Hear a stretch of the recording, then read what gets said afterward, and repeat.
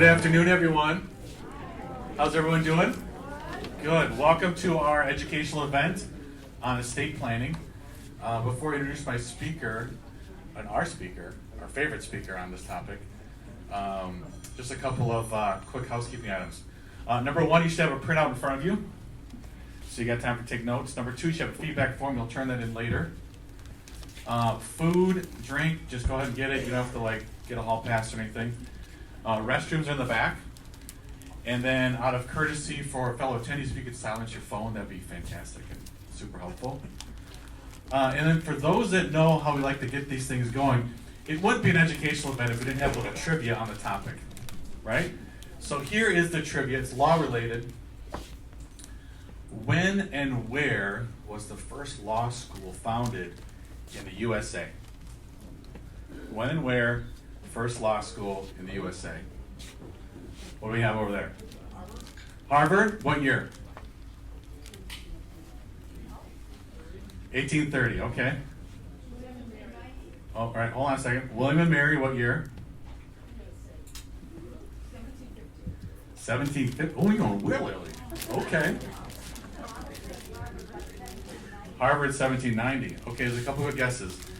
So, I'm letting you know the National Park Service had to get in on this one to make the official call. So here it is. Litchfield Law School in Connecticut, 1774. Nobody knew that. Nobody knew that. You're right. That's why I had to look it up.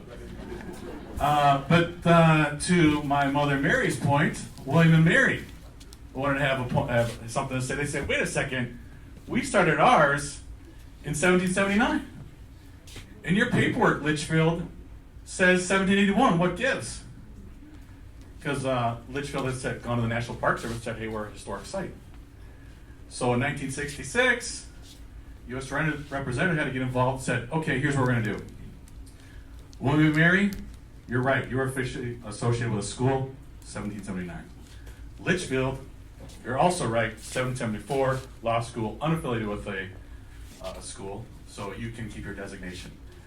The other interesting point, guess who the first student was in 1774 for the Litchfield Law School?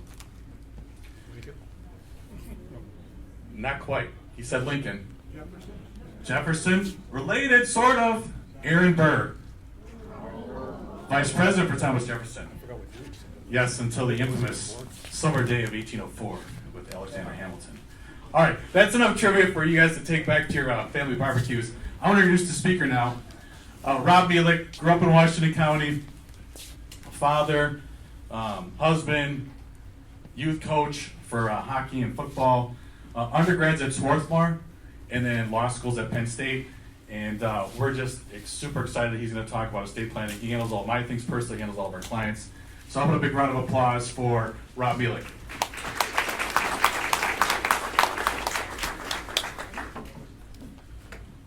Thank you, Paul. First of all, can everybody hear me okay? Perfect. All right. No, can't hear me okay. Try that again. Is that better? We all good in the back? Excellent. The people in the back can hear me. Usually people in the front can as well. So I guess before I get started in earnest, I just want to thank Client First for the opportunity to present this seminar here today. I'm very blessed to have this relationship with them. I looked back a little bit. This is actually the 12th Lunch and Learn that I've done for Client First. I'm sure there are many people here who've attended all 12 of them. So today I'm going to do something a little different. Normally what I do when I do these Lunch and Learn presentations is I take a very select few number of topics and talk about them for a long time. Here I'm going to do the opposite, as you could probably glean from the PowerPoint presentation. I'm going to take a lot of facts and talk about them for a very short period of time. Okay, 50 facts in about 45 minutes. So I'm going to do the best I can to speak quickly and get through the facts. Ordinarily when I do these Lunch and Learns, I encourage people to ask questions along the way. If you could do me the courtesy of holding off on those questions till the end this time, I would very much appreciate it, just because I'm not sure how quickly I'm going to get through all these facts, okay? This is the first time I've presented this seminar, so hopefully you guys will enjoy it. Fact number one, estate planning has been around forever. We were hearing comments here about when the first law school was created. Again, estate planning dates back to 6th century Rome, and the first American estate plan was recorded in 1797. Probably from Aaron Burr. He may have been the one who drafted it. I don't know. I didn't get into that when I did my research here. But again, if it was created in 1797, that person would have had to have graduated from law school, obviously before that, to have created that estate plan. Second fact, Wisconsin first levied an inheritance tax in 1889, okay? Again, right now under Wisconsin law, there is no inheritance tax, okay? We're gonna talk about that in the next slide a little bit as well, but it was first created in 1889 as a way to try to solve some of the tax balance issues. And that's basically what it is. The whole idea, the whole controversy behind inheritance tax is just that. People get taxed on their money during their entirety of their life. Is it fair to tax them at their death? Well, Wisconsin had that in 1899 and now does not have an inheritance tax. It was abolished in 2007. There are 50 states in this country. 38 of them now do not have an inheritance tax, okay? But just to be clear, that does not mean that all money passes tax-free upon death, okay? Those two are not the same. There's a difference between an inheritance tax and a deferred income tax, or capital gains. We're going to talk about that a little more, but I just want to make sure that people don't hear the side and say, yes, every penny I have is going to pass tax-free to my children. Unfortunately, that's not the case. Because also, in addition to that, there is a federal estate tax. The amounts now start at $11.2 million for a single individual, $22.4 for a married couple. These numbers can and have changed over time. These numbers just represent what they are presently, okay? It is very possible that these numbers could change in the next year, next decade, next month even. We don't know. But those are the amounts right now. So basically the way I'm going to restate that is that under present federal law, if a married individual passes away, if a married couple passes away, $22.4 million worth of assets or less, there is no federal estate tax. But again, that does not mean that all money passes tax-free, okay? We have the same rules regarding capital gains and pre-tax money. Wisconsin is a marital property state, okay? I'm sure many of you in this room have heard that phrase before. They're generally aware of that, okay? Basically, to sum that up in a nutshell, when one spouse passes away, okay, assuming there was no pre- or post-nuptial agreement, okay, because everyone's heard of the prenuptial agreement, but there are also post-nuptial agreements. They are significantly less common, right, but they can occur and they are legally binding if both parties of a married couple decide to enter into that after the marriage, okay? But prenuptials are probably 20 times more common than post-nuptial agreements. So assuming there is no pre- or post-nuptial agreement, and assuming that all children are common to the marriage, okay? See, that's another issue, and that's where marital property laws can get tripped up. But again, assuming that those are the case, assets are presumed to go to the surviving spouse regardless of how they're titled, okay? When I work with client first, when I work with clients in general, titling and listing of beneficiaries is critically important. It is an important aspect of any form of estate planning, financial planning, making sure that we have assets going where we want them to go. What I'm saying is that for purposes of marital property, again, assuming those two conditions are met, no pre- or post-nuptial agreement, all children common to the marriage, regardless of how they're titled, they will go to the surviving spouse. The problem, though, is eventually, of course, both spouses are going to pass away, and that's where we have to deal with more and different beneficiary listings. Number 6, again, if they are not common to the marriage, marital property laws will change, okay? Husband passes away, had a child from a previous relationship, surviving spouse does not receive automatically the assets that were individually owned, okay? I had that happen. I'll just tell a quick story about that. I work with an accountant, and the accountant called me and said that she has a grieving widow in her office. I said, okay. Got her on the phone, found out that it was a second marriage for both, in this case. She had no children. Husband had 2 children from a previous marriage. Had an estranged relationship with both of his children from the previous marriage. Nevertheless, he owned many assets in his name individually. Never had a will, never had a trust, nothing like that. Under Wisconsin marital property law, the children, even though they had no relationship, were entitled to everything but that marital 50%. That's a big deal, right? I mean, when we have people who have estranged relationships with children, blended families, things like that, these are all things we need to take care of here.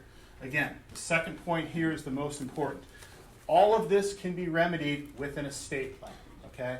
We can create an estate plan that's tailored to your needs and whatever you're looking to provide for as far as who receives it and when those people receive it. Powers of attorney.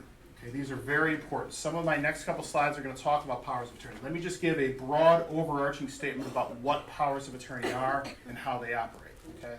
Powers of attorney I always describe as the foundation of any well-drafted estate plan. Every single person over the age of 18 needs powers of attorney. And I'm going to expound upon that theory through the next couple slides. There are 2 types of powers of attorney. Financial power of attorney, Healthcare power of attorney, okay? Spouses do not automatically have POA rights. That is one of the things that a lot of my clients simply aren't aware of. I always talk about polling 100 people at Walmart. If I polled 100 married individuals at Walmart and asked them, if you got in a car accident, you were taken to the hospital, and you were unable to make medical or financial decisions, do you believe your spouse would be able to do that automatically? In my experience, I'd say about 80 of them would say, well, of course, they're my spouse. Why wouldn't they be able to do it? That's not how the law works. The only way the spouse has authority is if we have powers of attorney, period. Parents can't even make those decisions for children under or over the age of 18. That's another point that kind of blows people's minds a lot too. So again, I'm in the situation I'm in. I have two boys, one of whom is in the back, who are 12 and 9. Okay, my 9-year-old will be 10 in a couple weeks. Right now they're under 18. Something happens, we absolutely can make those healthcare medical decisions, find out what their condition is.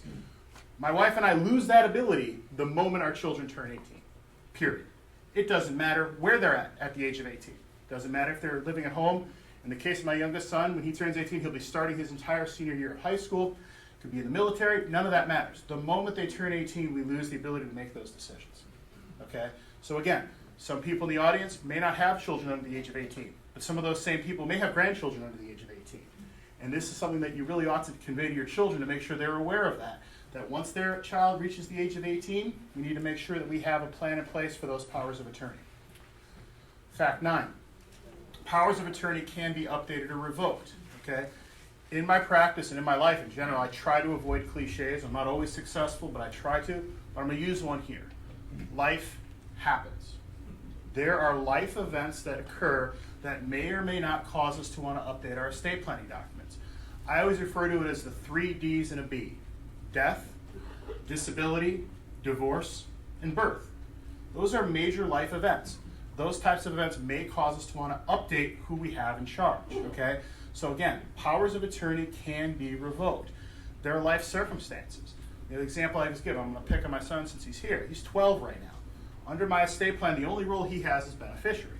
Once he reaches the age of 18, we could elect to have him be able to make financial or medical decisions for us. Can't do it right now, but we can update that as time goes on. So again, it's important to know that the powers of attorney are not set in stone, and we possess the ability to change who those agents are based upon life circumstances. I'm going to move on from powers of attorney to digital property. Okay, this is a topic that I had a specific request from an audience member here to put in, so I put it in. I'm not going to out that person, but I appreciate them bringing it to my attention. I like having that kind of interaction with my clients here, so if there's anything any of you ever want me to discuss, and I'll include it in the next presentation that I'm able to give. Lucky number 13 in March of next year. Digital property. Okay, we live in a digital age. There are types of assets that are kind of unique. Digital assets are unique, and we need to be able to deal with those assets accordingly, okay? So Wisconsin in 2016 passed the Wisconsin Digital Property Act that allows powers of attorney, executors, and trustees to be able to deal with those assets upon either incapacity or death, okay? That's what the law says. And again, for those of you who are clients of mine who've heard me speak, you hear me talk a lot about dividing things into 2 areas: legal answers and practical answers, okay? I just explained what the law is. This is what the law is. This is what the law states. There is this law out there.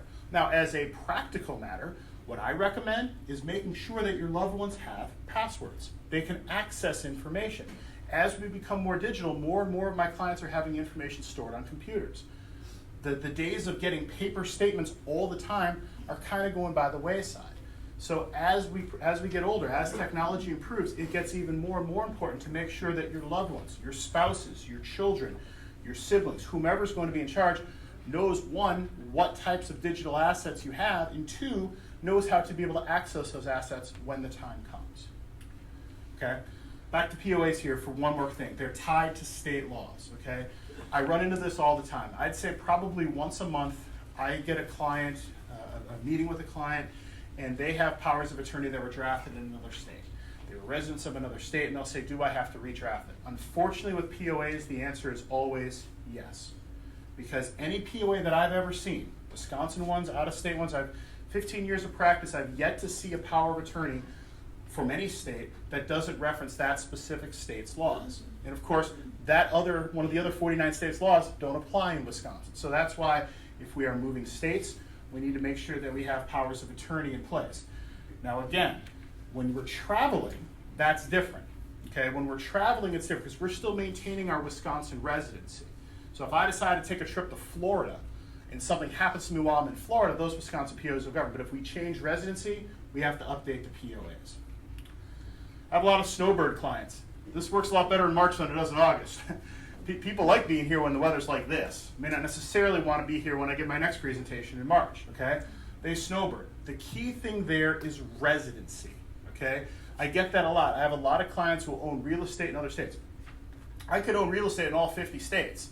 I'm still a Wisconsin resident. So it's not owning real estate that determines residency. There's a series of tests, what they call indicia of residency, where you're registered to vote, where you have your driver's license, things like that. We all only have one state of residency, okay?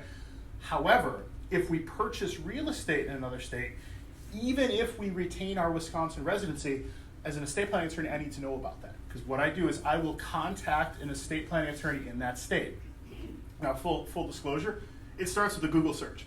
Estate planning attorney, Indianapolis, and it comes up, whatever the case is.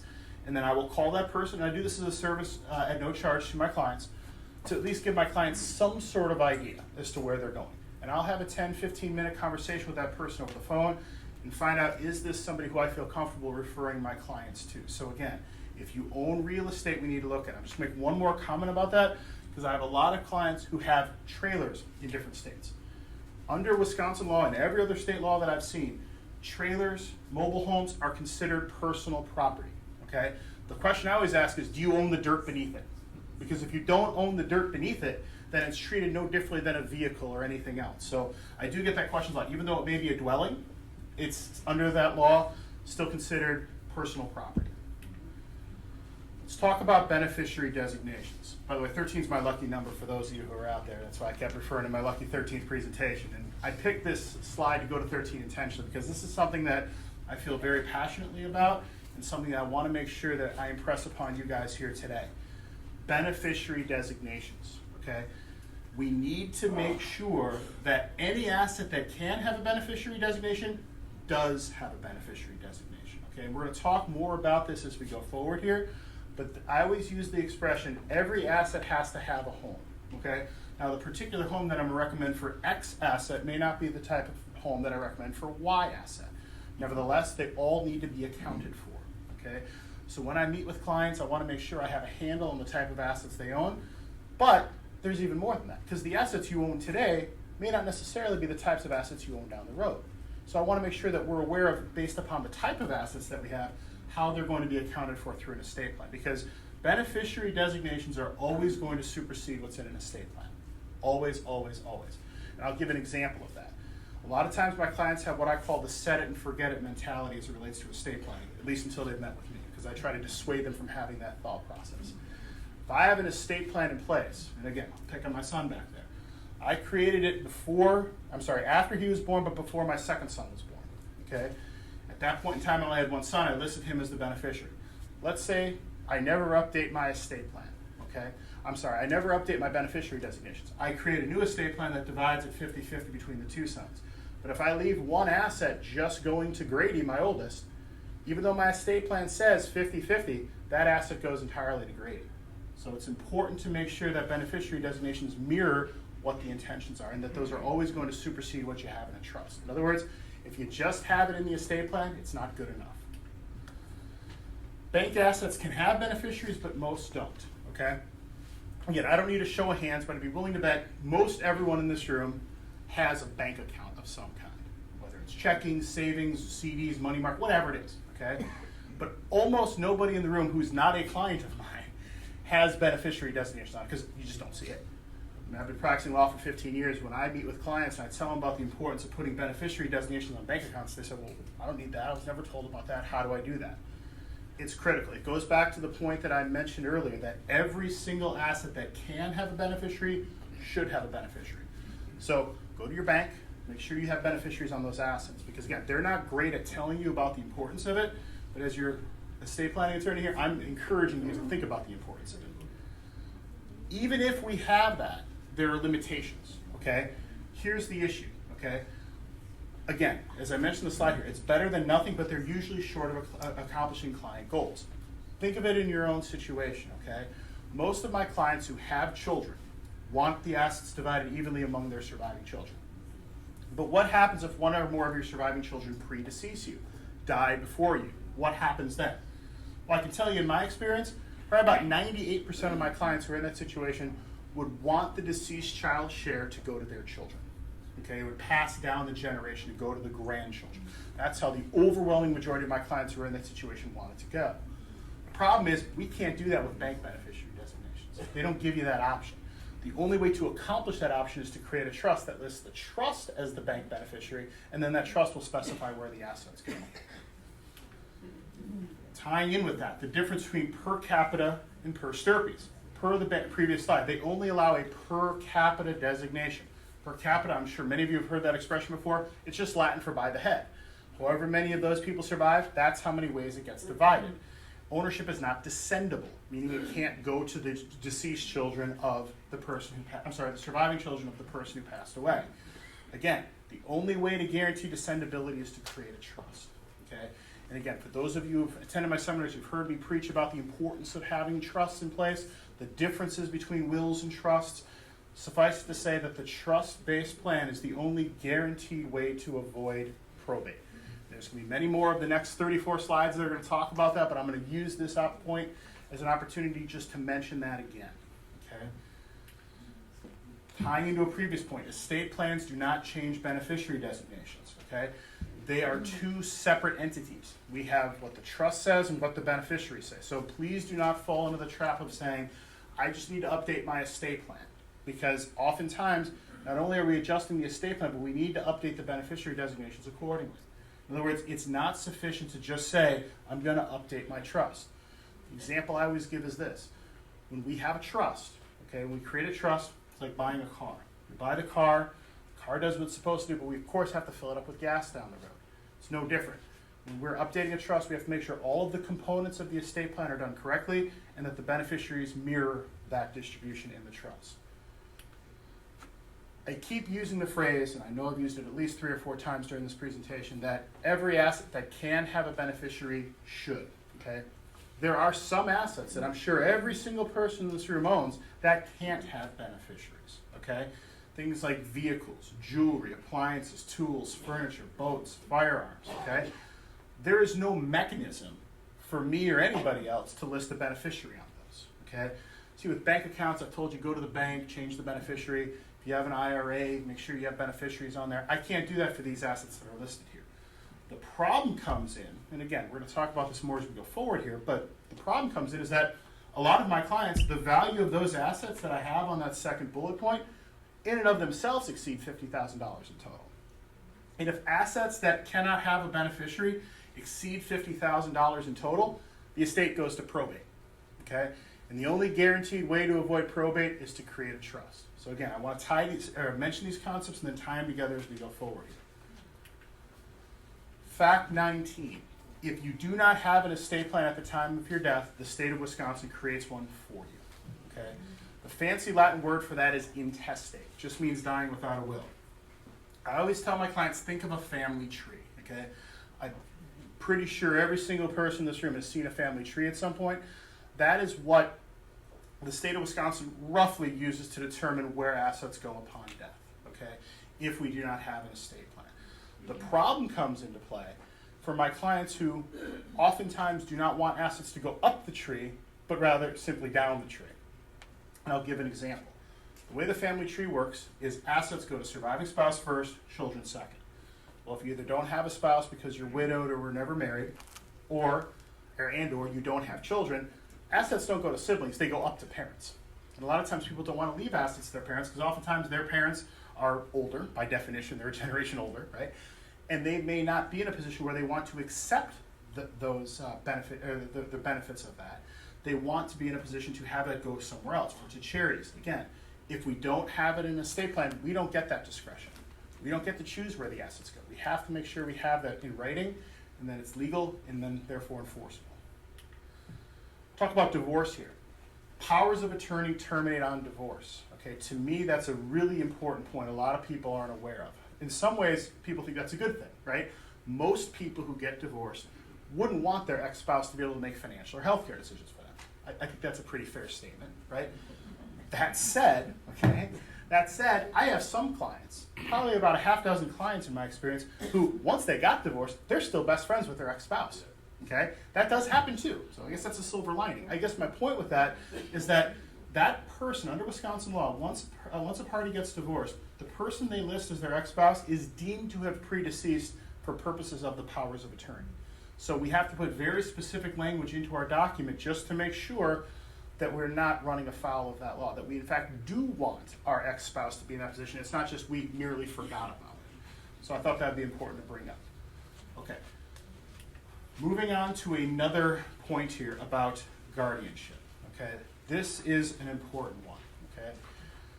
Again, it goes back to what I mentioned earlier in the presentation about how some people in this audience may not have children under the age of 18, but might have grandchildren under the age of 18. This is something we really ought to tell those children. If we do not have an estate plan in place, courts are going to determine guardianship of minor children if parents pass away.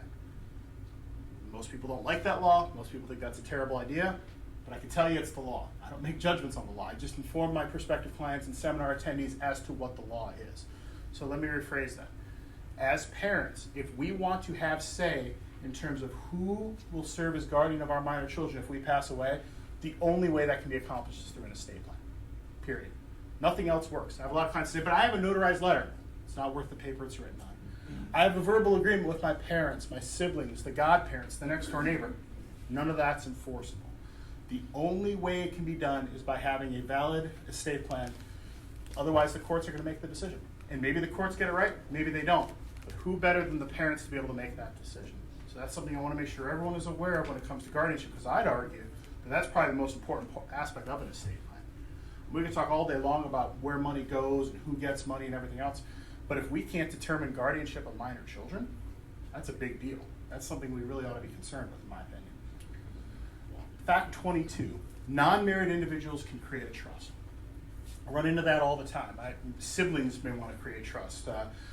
Two people who are friends can do it. It's not the common way to do it. Most of the time, trust-based planning is related to people who are married, if we're going to have two people as trustees, but there's no prohibition against it. So again, if that's something that is of interest to you or someone who you know, we can talk about that. But I have a lot of my clients who will say, well, I have to be married to create a trust. That's not the case. It's just by far the more common way to do it. Speaking of common, I thought this one was kind of amusing. There is no common law marriage in Wisconsin, okay? I run into that question probably about once a month. Someone will ask me about it, not necessarily in their own situation, but just more anecdotally. And I looked it up. I knew, as a lawyer, as a lawyer, I knew there was no common law marriage. I knew that Wisconsin does not recognize common law marriage, and I knew that, but I was curious about the history of it. And apparently it was abolished in 1917. So it's been over 100 years since there's been common law marriage in Wisconsin. For those of you who don't know, the idea of common law marriage is that there's probably some states that have this.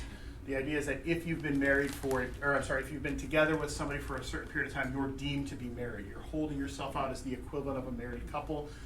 Unfortunately, or fortunately, depending on your perspective here, Wisconsin does not recognize that. So there is no common law marriage in the state of Wisconsin. Okay. I'm going to talk a little bit about children now as it relates to estate planning. I'm going to start with adopted children. And again, as we go forward here, we're going to talk about different children. Again, I'm going to broadly divide them into three groups. We have biological children, we have adopted children, and we have stepchildren. Okay? Biological children are pretty straightforward. They're deemed to be the children, they're deemed to be included, but adopted children are as well. In other words, if a document is silent on how assets go, adopted children are deemed to be included in that group. So if you affirmatively want to exclude an adopted child, you have to state so expressly in the estate planning document. As opposed to the opposite, under Wisconsin law, stepchildren are deemed excluded. So if you want to include a stepchild and put them on the same plane as your other adopted children, or adopted or biological children or grandchildren, you have to expressly state it in the document. Again, this is not a value judgment. People create their documents however they want to create their documents. It's just important to know what the presumptions are and how we overcome those presumptions through both adopted as well as stepchildren, or grandchildren for that matter. I run into a lot of estate plans that are silent on age. Whenever I do an estate plan for a client, I always ask the question, at what age do we want our beneficiaries to have unlimited access to the funds? Okay? Unlimited means just that. when I draft my estate planning documents, money's always available for any beneficiary's health, welfare, education, or maintenance at any time. And those are admittedly broad standards. However, we may not want to turn money over on an unlimited basis to somebody who's only 18 or 21 or 25. We may insist on a higher age. But I see a lot of estate plans where it's silent. So I wanted to bring this up. If you have an existing estate plan that I did not draft for you, it's entirely possible that the document doesn't state an age. I can tell you under Wisconsin law, it's deemed to be 21 if the document's silent. You can make it any age you want, that's 18 or higher, but if it's silent, the default is 21. Let's talk about in-laws. We all have in-laws. Well, not all of us, I guess, necessarily, but many of us have in-laws, okay? Can't completely eliminate them from an estate plan. I run into that question all the time. People will say to me, how do I eliminate in-laws? What do I need to do in order to do that, okay? Again, I'm just gonna speak in some very practical circumstances here, okay? If I have a beneficiary, okay, and that beneficiary is happy to be married, and I don't happen to like the person that my beneficiary married, okay, can I exclude them as a practical matter? The answer is not really.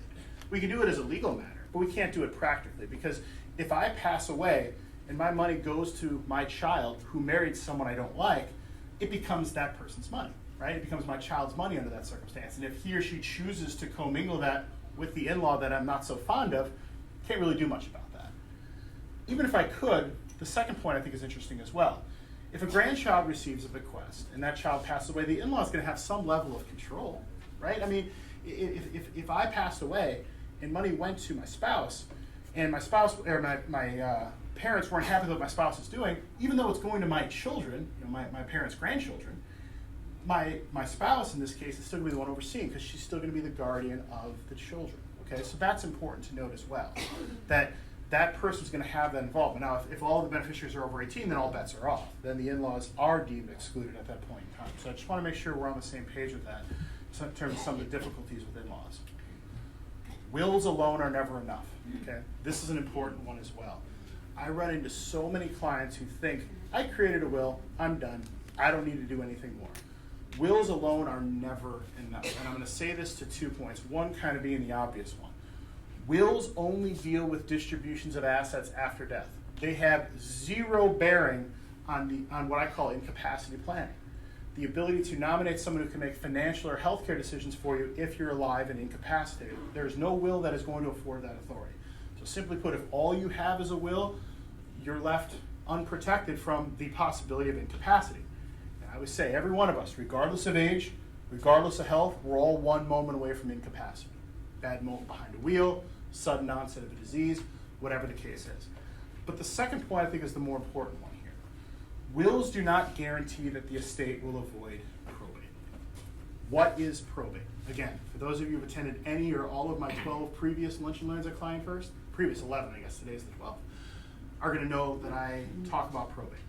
Probate is the process where a court oversees the administration of an estate. When an estate goes to probate, there's a series of hearings, a series of filings, a series of deadlines that need to occur before assets go from the name of the deceased to the names of the beneficiaries. As an estate planning attorney, my goal is to encourage my clients to create plans that are guaranteed to avoid probate, okay? And we're gonna talk about some of the reasons why we want to avoid probate in the subsequent slides. It's expensive. Average cost of probate in the state of Wisconsin is about $5,000 to $10,000. These can go up dramatically if there's real estate, if assets have changed hands many times, or certainly if there are family disagreements. Those are the three biggest causes of why we might be even higher than that $10,000 threshold. The second is that it's time consuming, okay? Average length of probate in the state of Wisconsin is 12 to 18 months. Again, when we get the courts involved, the court is going to insist that many things get completed before they feel comfortable closing it out. Tax filings, publication notices, potentially hearings to have in place. So those take time. Probate cases oftentimes will take more than 18 months. In fact, 18 months is now the default in Milwaukee County. Now they don't even start with a 12-month period. They just initially issue you an 18-month default date, and we go from there. So again, 12 to 18 months to wait to be able to have your beneficiaries gain access to the assets that you worked hard for. The final reason is that it is public record. More than just the will goes to public, or it becomes available as public record. The amount and the character of the assets are also available, meaning that anybody can go down to a courthouse and find out what a person had that passed through probate. And I know a lot of my clients rightfully value their privacy. They rightfully do not want the government to be involved any more than they absolutely necessarily have to be involved. So again, to summarize, 3 main negatives of probate: cost, 5 to 10 grand, timing, 12 to 18 months, and the fact that it's all public record. Estate planning is not set it and forget it. Again, I told you before that I was going to have another slide on this just to re-emphasize this point. Again, the 3 Ds and a B: death, divorce, disability, birth. Okay? As morbid as this sounds, I give this advice to every single one of my clients. Plan as though you're going to pass away on the way home from signing your estate planning documents. That is how your estate plan should read, because that is the present reality. Those are the people you want in charge. Those are the people you want receiving the money. If and when life circumstances cause these to change, we can always update the documents. Out-of-state trusts and wills are generally unenforceable in Wisconsin. We talk about powers of attorney. Powers of attorney are always going to be unenforceable in Wisconsin. Trusts and wills, it's a closer question. Okay, so whenever a client presents me with a set of documents from out of state, the first thing I do is I look at them and I look for 2 things. Okay, one is what I call legal sufficiency. Okay, would this document standing alone be enforceable in Wisconsin? Some states, that's not the case. I'll give you an example. There are many states in this country that only require 1 witness for a trust. Well, Wisconsin requires 2. So if a document only has 1 witness, I know without even going any further that this document is unenforceable in Wisconsin. Other times I have to look for other things in the document just to make sure they'd be enforceable in Wisconsin. But even if we get over the legal sufficiency threshold, there's still what I call the practical sufficiency. Do we still want the same people in those same positions? Maybe we do, maybe we don't. So we got to look at it from both perspectives. Are the documents legally sufficient, and are the people in place that we want to have be in place? Another point on POAs here: immediate or springing. Okay, and this is a point that I mentioned during pretty much every lunch and learn I do at some point.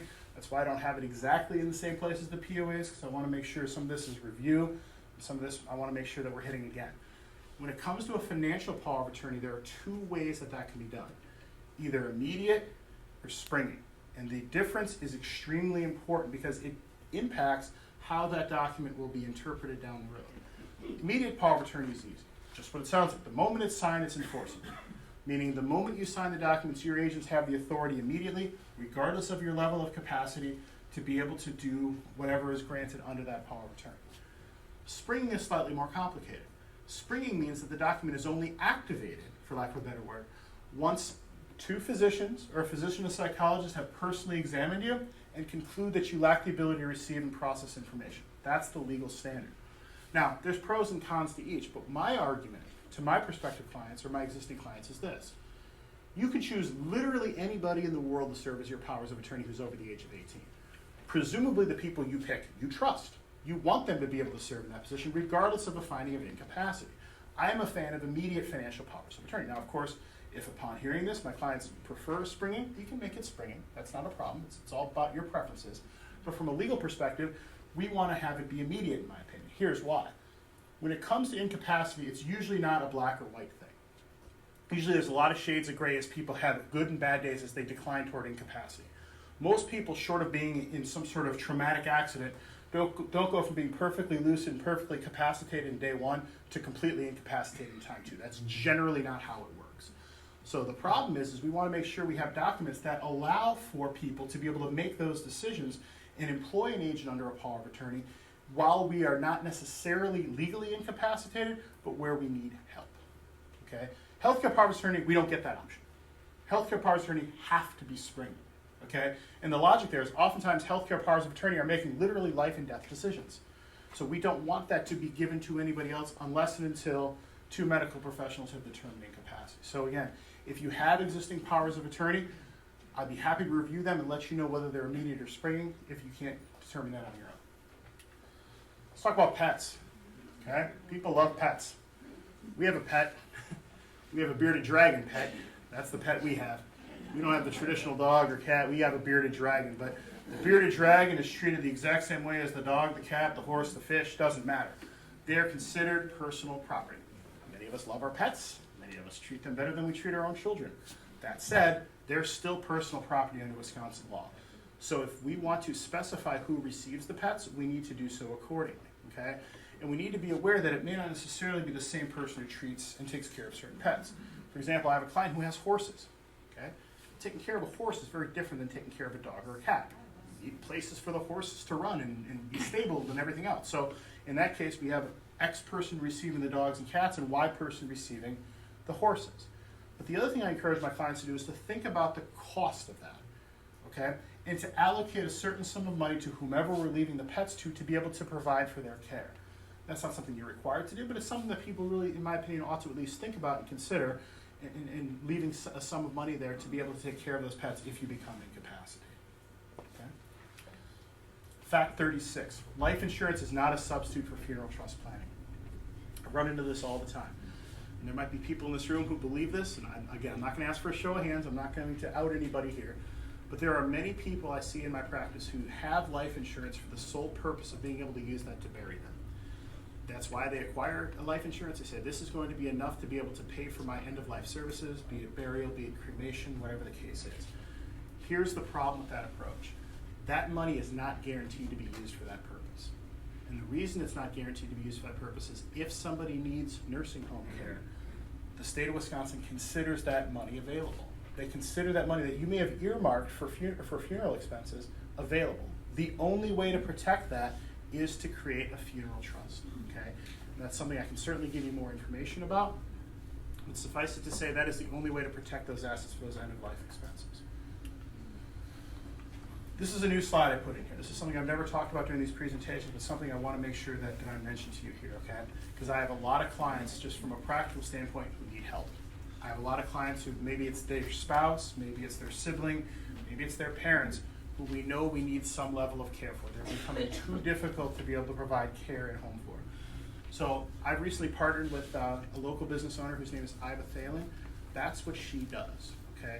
Her self-appointed job title is that she's a senior care concierge. She works with a lot of facilities that provide a wide range of care. She works with facilities that provide in-home care and can make an appropriate recommendation and can walk you through different interviews and just polling certain people who can make and help you with those very important decisions. Best part about Iva's services is she doesn't charge you a dime for them, okay? So if anyone's interested in getting Iva's contact information, I'd be more than happy to give it to you. There's no harm, there's no risk. And again, it may not be something you need now, but it could be something you need down the road. So I just wanted to make that point and make sure that we're aware that there is an entity out there that can help you sift through all of the information as it relates to end-of-life placement. Again, whether it's in-home care, assisted living facilities, senior communities, or skilled nursing facilities. Family meetings. I'm a huge fan of family meetings, okay? I understand there's an attorney-client privilege. When I meet with a client, I am ethically bound not to share that information without their consent, okay? With that said, I do recommend enabling you to be able to waive that requirement to speak to your family if that's what you want, okay? In my experience, oftentimes when children are apprised of what's going on, things go more smoothly. There's not bitter feelings about why you picked Jane as opposed to Jim to serve as the trustee or the personal representative or the executor or whatever the case is, agent under a power of attorney. That said, attorney-client privilege supersedes all of that. So if that's not something you feel comfortable with, we don't have to do it. If you do feel comfortable, I encourage that. Real estate can't be sold or transferred in the name of a deceased person. I run into this quite a bit. Very simply put, we can't sell real estate in the name of a deceased person. Why? Because that person can't exercise their own interests at that point, okay? They're deceased. So the common example I run into is this. I have a husband and wife, get married, they buy a house, one spouse passes away. Very common scenario when that happens is the surviving spouse says, I'm done. I want to move to a condominium. I want to move in with one of my children. I want to move into a senior community. We cannot sell that real estate if it's in the name of a deceased person. We have to file paperwork with the court to be able to have that right. So for my clients who create trusts with me, what I recommend doing is conveying the real estate to the trust right now. Because again, while both of those spouses are eventually going to pass away, there's a 100% certainty of that. There's also a 100% certainty that the trust will not pass away. So that's why we want to convey real estate to the trust at that time so that we don't have to worry about that after that. It's just additional paperwork, additional filings. And again, in this current real estate market, things go quickly. And we want to make sure that we have the ability to sell the home if and when we get the right offer without having to worry about additional court filings. Estate planning documents get lost.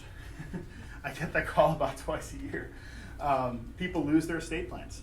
they don't know what happened to them. I had a client who did an estate plan with me, and husband and wife, they went down to Alabama. I'll never forget this call. They went down to Alabama, they left it in a hotel room. They were on a motorcycle. And they left it in a hotel room. I said, call the hotel. I don't know what to tell you, see if it's there. They never found it. But that's why I retain digital copies of everything for my clients, okay? I have my paralegal Stacy here. She's great. She makes sure that we have everything organized in our cloud-based system to make sure that we can get access to our client documents if we need to, because I do get that call, okay? But a corollary point is the next slide. Make sure your children can get access to the slide. I get this call too. Estate planning documents are in Dad's safe. Do you know the combination? Nope. Do you know where the key is? I have no idea. Been practicing law 15 years. I have over 4,000 clients. I have never once taken a key from a client to a safe, nor has a client ever provided me with a combination of their safe. Nor should they. Please don't misunderstand me. But when I have grieving relatives who are desperately trying to find keys and combinations, out of desperation, they'll call me to see if I have it. The answer is no, I don't. I don't have that. So again, this ties in with the virtual digital information. Just make sure your children and other loved ones can access it, know what's there, and be able to get to it at that time. Safety deposit boxes. This is an interesting one. And I tell this to my clients all the time as well. A lot of my clients have safety deposit boxes. I think they're great. They'll ask me, Rob, can you draft estate planning documents that deal with the safe deposit boxes? And my answer is always the same. I can, but they're not necessarily enforceable. Here's the problem. When one creates or one purchases a safety deposit box, really what they're doing is they're engaging in a lease with the bank. That itty bitty space that you're using, okay? That is what's going to govern. So I always tell my clients, if you have a safety deposit box, ask your bank, what do I need to do to ensure that my loved ones can gain access to this box once I pass away? I can't do that as a lawyer, but they'll have forms you need to fill out or information that they need to provide. And Bank A might be different than Bank Z in terms of what they require. So having that basic conversation to me makes sense. If you have the safety deposit box, make sure that you are able to get people to have access to that box when necessary. Well-drafted estate plan does not require an enormous intake form. Easily twice a month I run into this issue, where people have worked with another attorney and they're given a stack of paperwork to fill out. I can tell you I've seen hundreds of those. In my experience, 80 to 90% of that information is completely unnecessary. I don't know why the attorneys ask for it, but it's completely useless. My practice, I do it a little differently. When I have clients who I meet with, if they decide they want to go forward, I do an intake interview. A series of questions that enable me to draft the documents. I can streamline the process. It takes no more than 10 to 15 minutes for me to get the information that I need. Existing clients of mine here can corroborate that. But to me, that's the easy, streamlined way to go with it. So don't get discouraged by long, drawn-out intake forms. There is an easier way to do it. We talked earlier about the attorney-client privilege, but I just want to make sure that we expound upon this point a little bit more, okay? It covers communications with your attorney. The logic behind the law is pretty simple, okay? There are certain privileges. One common one is physician-patient, right? We want to be able to tell our doctor what is wrong with us without fear that that information is going to be passed on. Preacher-penitent privilege, right? We want to make sure that our religious and spiritual advisors don't have the ability to share that information with others as well. Because again, we want to encourage that free communication. It's the same with attorney-client, okay? I am ethically bound to keep any information that you share with me private, because again, there may be issues that I need to know and want to know, and if I don't have that information, I can't help my clients fully. So again, there is that attorney-client privilege in place. With that said, sometimes it's a good idea to waive it. We talked earlier about the importance of waiving it as it relates to children, family meetings, but it can also be waived to make sure that we can talk to client first about it, right? A lot of people in this room are both clients of mine, clients of client first. We want to make sure that we can communicate back and forth. But again, I can't do that without your permission. So again, existing clients, you probably heard me ask, do I have your permission to share this information with client first for the purpose of making sure that everything is done appropriately? And again, that's something I encourage because it's important to be able to have those discussions to make sure, because again, I always use the phrase, we're all on the same team. Our goal is to make sure that everything goes the way you want it to go, and an easier way to facilitate that is if we can have open communication. Fact 46, attorneys are licensed by state, okay? A lot of people don't know that. As a lawyer, I am only allowed to practice in Wisconsin. I'm technically retired in Pennsylvania, but that's a different issue because I used to practice out there. But I can't help someone who lives in Illinois or Arizona, just the way it goes. We are licensed by individual states. Some of us are licensed in multiple states. Where I practice, to me, it doesn't really make sense. If I had my practice in Kenosha, I'd probably be licensed in Illinois. If I had my practice in La Crosse, I'd probably be licensed in Minnesota, but I don't. I'm here in Washington County. I run into a couple out-of-state clients, but it generally doesn't happen. Fact 47, transfer by affidavit forms for small estates. Again, I have in some instances, I have some clients that I create trusts for, and certain assets fall through the cracks. Either they weren't aware that mom and dad had taken out a life insurance policy for them 70 years ago, or there was a bank account that they set up, put a couple $100s in, and forgot about it for 40 years. So long as the total value of the assets is under 50 grand, we can avoid probate. So again, if we have an asset that a bank is being difficult with you about, let me know, and most times this transfer by affidavit form will take care of it. Fact 48, estate plannings have no expiration date. I always use the phrase, an estate plan is not like a gallon of milk. Okay, it doesn't have an expiration date. That said, laws change and preferences change. So we do, while it's not going to expire on its terms, we want to make sure that the documents reflect what the present desire is for, again, who's in charge and who receives it. Estate plans are usually not the best places for charitable distributions, okay? Don't misunderstand me. I am not saying we shouldn't be charitably inclined. I encourage charitable distributions and gifts. But the estate plan is not the best place to do it. The best place to do it is through beneficiary designations on retirement accounts, okay? Because if we do it there, we get tax advantages. Because the charity is not going to pay tax on it. We want to maximize the amount our human beneficiaries receive without paying tax, and maximize the amount that the charities receive that our humans would have otherwise paid tax on. So there's a lot of planning opportunities. Fact number 50, again, I'm always available to answer questions, okay? What I'm going to do now is I'm going to call up the future of Melick Law here, my son Grady. Hopefully he'll take over here. He's a lot cuter than I am, so I'm going to have him give my phone number here, and I'll start answering some questions here. What's my phone number, Grady? Feel free to visit any of my dad's offices at Germantown, Port Washington, and Beaver Dam. His number is 262-347-3444. Thank you very much. One call, that's all. Thank you, Rob. Very nice job. And we are running out of time. I know there's some questions. Rob, you're available for questions after we kind of conclude? All right, so just find Rob. You can find him. All right, so we're going to wrap things up. So you have a feedback form. Please fill that out. So you can do it either with your QR code, or if you want to fill it with your pen, that'd be great. First section is just your information. Second section is going to be thoughts on the content, concerns, and then next steps. We will see you next month. We're going to have the Truistic team talking about tackling client needs one play at a time. It's football season, people. So we're going to have kind of a football theme for that one in September. That'll be both a noon and a 6:30. There's some members there, Justin, Brad, Thomas, some of the members from the Truistic financial planning team. We'll also have some more team announcements at that time as well. And then lastly, if you need any help, you can talk to Rob at estate planning or anything else related to your financial plan. Just give us a call, 262-335-1700 for a no-fee initial consultation. And with that, a round of applause for Brian and his team for all the catering. I thought the food was great. And we will conclude. Enjoy your afternoon. Thank you for attending.